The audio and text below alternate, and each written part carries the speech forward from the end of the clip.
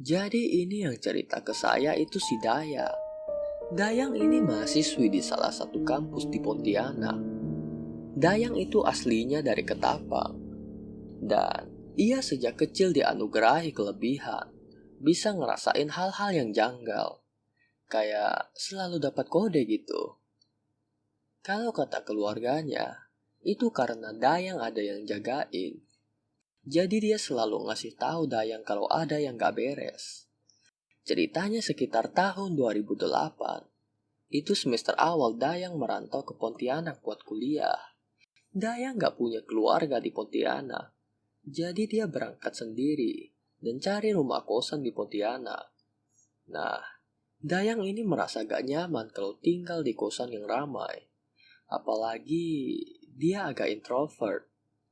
Jadi dia nyarinya kosan rumahan yang kamarnya disewain. Karena waktu itu internet belum semudah sekarang aksesnya. Jadi Dayang dianterin sama bapaknya keliling sekitaran kampus buat nyari kosan yang sesuai. Yang harganya cocok, kenyamanannya juga cocok. Maklum, keluarganya gak berada-berada amat. Setelah keliling, Dayang dan bapaknya gak juga nemu kosan yang cocok. Kita coba cari satu lagi. Kalau gak cocok, baru besok kita cari lagi, kata bapak Dayang. Mereka berjalan ke tempat yang jauhan dikit lagi. Mereka menemukan sebuah rumah dengan tulisan, "Terima kos Putri." "Assalamualaikum," seru bapak Dayang. Seorang ibu tua keluar rumah berjalan tertatih-tatih. "Waalaikumsalam. Cari kosan?" tanya ibu itu. "Iya, untuk anak saya," jawab bapak Dayang. Dayang dan bapaknya diajak masuk. Di sini cuma ada 3 kamar saja. 2 sudah terisi. Kalau mau, ada 1 kamar yang kosong, kata ibu itu sambil menunjukkan kamar yang dimaksud. Kamar itu tampak bersih. Ada jendela yang cukup besar di sana. Rumah itu sederhana saja. Tipikal rumah tua yang dibangun tahun 80-an. Dindingnya dari semen, tak berbata. Tiang-tiangnya berwarna hijau dari kayu. Halamannya cukup luas. Ada bunga kertas, juga bunga-bunga kecil yang tak ada yang ketahui namanya. Dulu ini kamar anak-anak saya, perempuan semua. Tapi sekarang sudah tak di sini. Jadi saya sewakan saja, kata ibu itu pada bapak Dayang.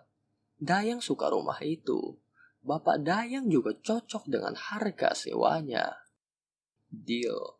Dayang akan tinggal di sana. Nah, bapak Dayang langsung bayar untuk setahun. Karena kalau sewa setahun, ada potongan.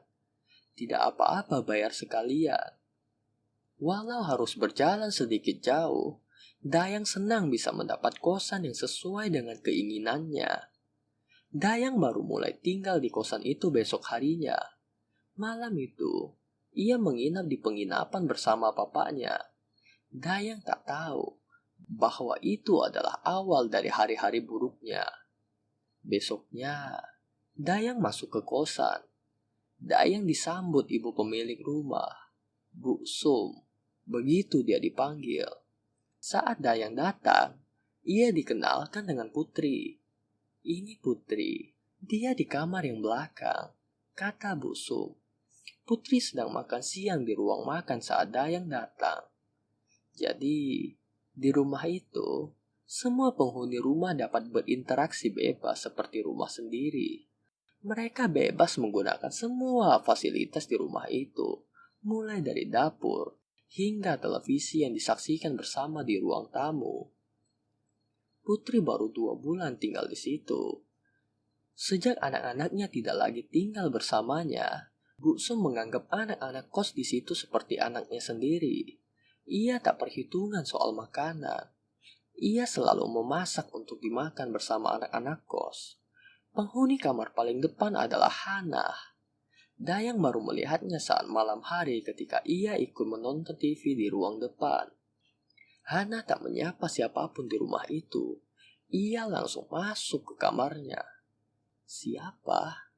tanya Dayang. Hana, udah lama di sini, kata Putri. Malam itu, Dayang tidur sekitar pukul 11. Esok harinya ia berencana ke kampus untuk mengurus administrasi.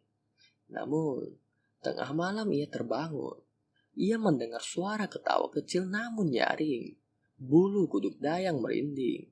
Ia keluar kamar dan menyalakan lampu. Seisi rumah sudah tidur, tapi suara itu terdengar jelas. Lalu, sekian detik kemudian, suara itu menghilang. Dayang terdiam beberapa saat. Ia baru bisa tidur 1 jam kemudian. Mbak Put, dengar suara ketawa enggak tadi malam? Tanya Dayang. Wajah Putri sedikit berubah. Ketawa? Enggak tuh, kata Putri sambil mengangkat piring sarapannya yang belum habis. Sore sepulang dari kampus, Dayang duduk di ruang tamu bersama Bu Sum. Bu Sum sudah lama buka kosan? Tanya Dayang. Baru setahun. Sebelumnya, ya dulu ada anak-anak ibu. Lalu mereka pergi, ibu kesepian. Jadi ibu putuskan untuk jadiin kamar mereka kamar kosan. Maaf nih Bu, tapi saya penasaran. Apa di rumah ini ada yang jaga? Jaga bagaimana? Yang jaga rumah ini ya saya, kata Bu Sum terkekeh. Tapi tadi malam saya dengar suara tertawa. Kadang suara kucing kelahi pun terdengar seperti orang tertawa, Dayang. Malam itu, Hana pulang dengan tergesa-gesa, sama seperti malam sebelumnya. Ia masuk ke kamar dan tak keluar lagi. Dulu, pas pertama saya masuk, dia ndak begitu, kata Putri pada Dayang. Putri tahu Dayang penasaran.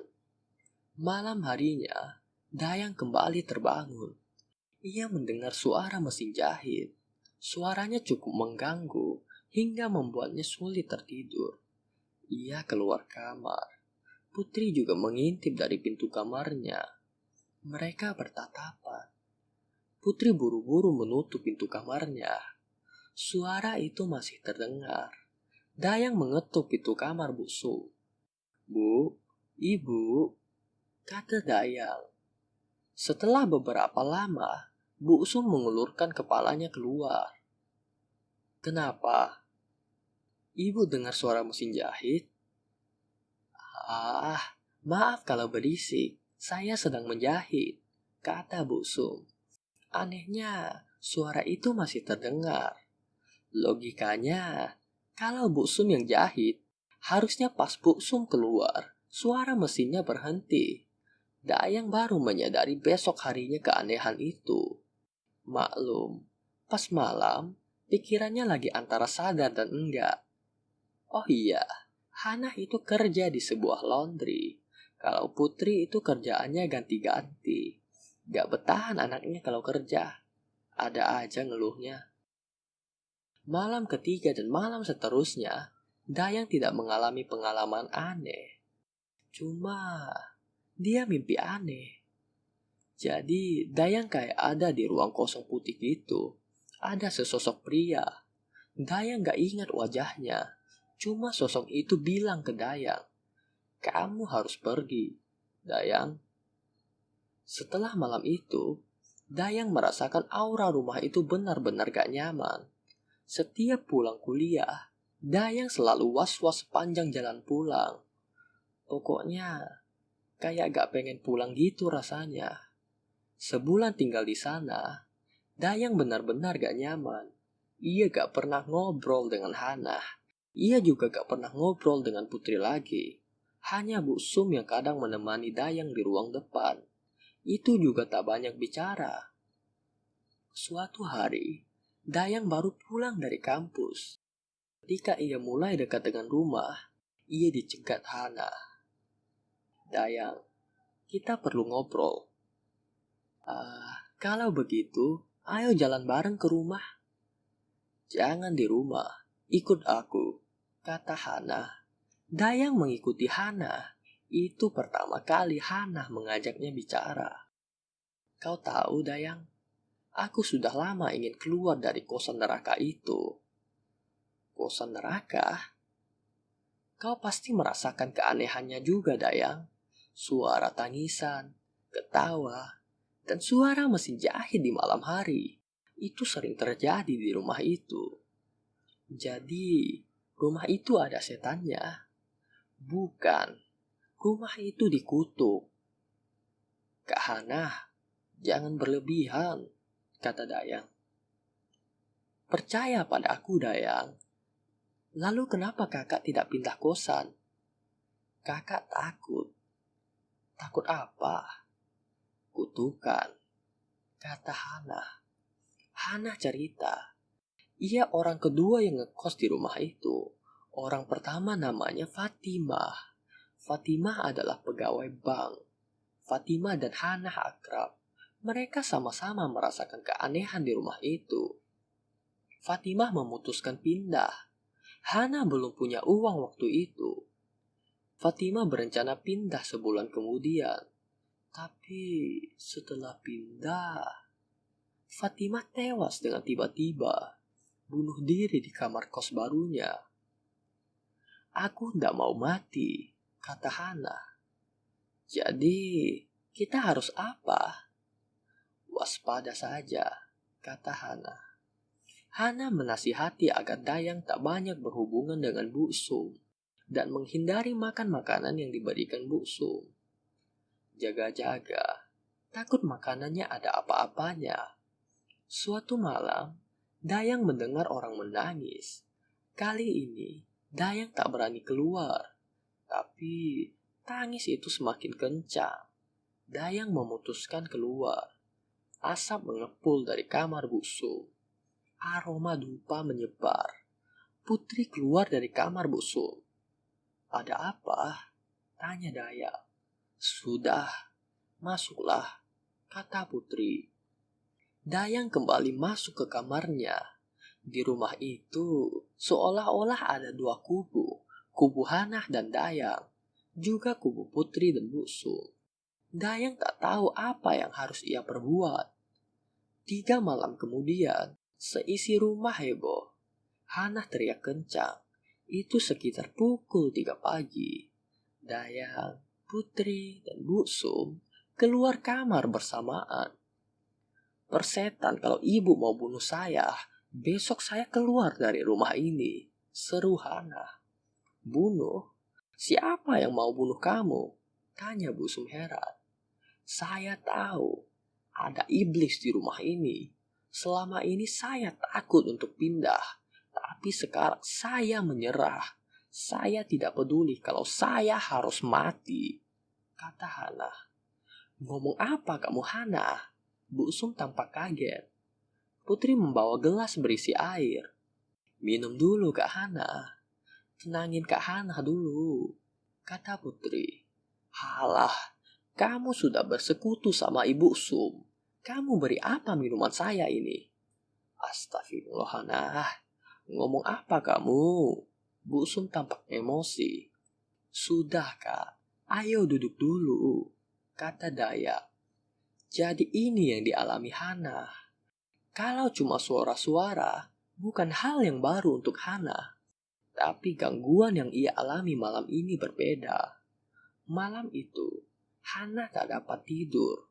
Sejak membaringkan badan, ia merasa sangat gelisah. Setiap ia berusaha tidur, ia merasa ada sesuatu yang memperhatikannya. Apalagi di langit-langit kamarnya ada triplek yang jebol, membuat lubang segi 4 itu terlihat semakin menyeramkan. Pukul 12 malam, Hana mendengar tawa dari lubang itu. Ia melihat sepasang mata mengawasinya. Lalu dari langit-langit kamarnya, menetes sesuatu. Warnanya merah seperti tetesan darah. Tapi anehnya tak ada genangan darah di lantai.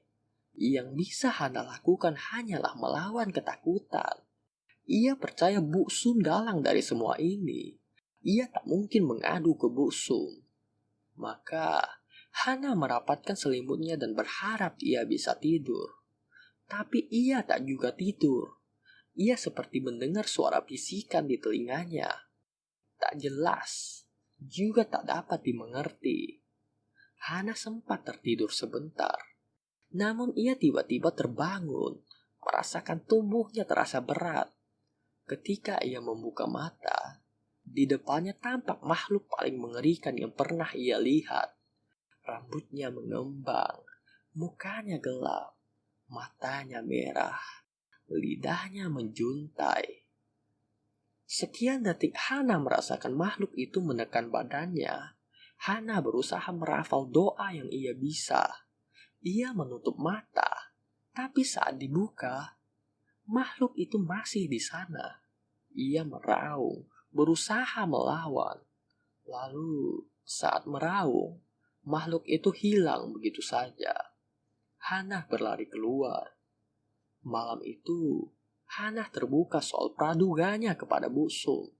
Bu Sum mendengar dengan seksama. Meninggalnya Fatimah tidak ada urusan dengan saya, kata Bu Sum. Tapi soal rumah ini, sepertinya saya perlu bercerita. Jadi, rumah itu diwariskan mendiang suaminya kepada Bu Sum. Bu Sum adalah istri keduanya. Jarak usia mereka cukup jauh. Dari istri sebelumnya yang sudah meninggal, dia punya 3 anak. Perempuan semua. Bu Sum memperlakukan anak-anak itu dengan baik. Tapi saat suaminya meninggal, ketiga anak itu tidak terima rumah itu diwariskan kepada Bu Sum. Bu Sum tak punya keluarga. Ia yatim piatu sejak kecil. Rumah itu satu-satunya tempat ia tinggal. Tapi ketika anaknya yang sudah berkeluarga bersikeras rumah itu mau dijual saja. Nah, ketiga anak itu gak mau menghidupi Bu Sum. Sedangkan Bu Sum sudah tak dapat bekerja. Makanya ia buka kosan. Tapi ternyata ada anaknya yang kirim sesuatu ke rumahnya. Gangguannya bukan fisik, tapi mental. Bu Sum mendengar semua gangguan itu, tapi ia gak mau kehilangan penyewa. Ia pura-pura gak tahu. Kalaupun ia kasih tahu ke anak kosan, pasti pindah semua. Bu Sum gak tahu cara menyambung hidup. Intinya, gangguan itu dikirim biar rumah itu dikosongin dan bisa dijual. Bu Sum gak mau nyerah. Rumah itu haknya, peninggalan suaminya yang ia sayang. Saya mencintai rumah ini seperti saya mencintai suami saya dan anak-anak saya, kata Bu Sum. Mereka merendahkan saya karena saya hanya ibu tiri, tapi kasih sayang saya pada mereka seperti menyayangi anak sendiri, kata Bu Sum lagi. Hana, Putri, dan Dayang menyimak cerita Bu Sum. Putri sudah tahu cerita ini duluan, jadi dia tak kaget. Ibu gak usaha buat ngelawan kiriman itu, Bu? Tanya Dayang. Sudah, saya sudah cari orang pintar, tapi serangannya terlalu kuat dan semakin menjadi-jadi, kata Ibu Sum. Lalu, apa yang mau Ibu lakukan? Saya menyerah. Biarlah rumah ini dijual. Saya mau ikut Putri ke kampung. Jadi, asap tupa waktu itu adalah upaya Bu Sum dan Putri melawan sesuai saran orang pintar. Tapi gagal, dan mereka berdua sudah sering diskusi. Bu Sum akhirnya sepakat buat ikut ke kampung Putri. Putri capek di kota, mau bertani saja. 3 bulan mereka masih mendiami rumah itu. Dayang cerita semua hal yang terjadi ke bapaknya. Bapaknya bilang sebenarnya bisa dilawan, tapi akan percuma kalau nanti juga dikirim santet lagi. Mereka masih menghadapi gangguan, tapi sudah lebih siap. Semua gangguan mereka acuhkan. Hana yang gak kuat, pindah duluan. Bapak Dayang gak minta kembali uangnya. Dia ngerti keadaannya. Dayang menemukan kosan baru, dan rumah itu benar-benar ditinggalkan. Jadi, secara kejadian, memang tak terlalu menyeramkan, tapi cukup mengganggu mental. karena sebenarnya penghuni rumah itu sering dibuat ketempelan setan. Setahun setelah kosong, rumah itu dirobohkan dan dijadikan ruko. Sepertinya benar, sudah berpindah tangan. Tapi anehnya, setiap melewati ruko itu, Dayang masih sering merinding.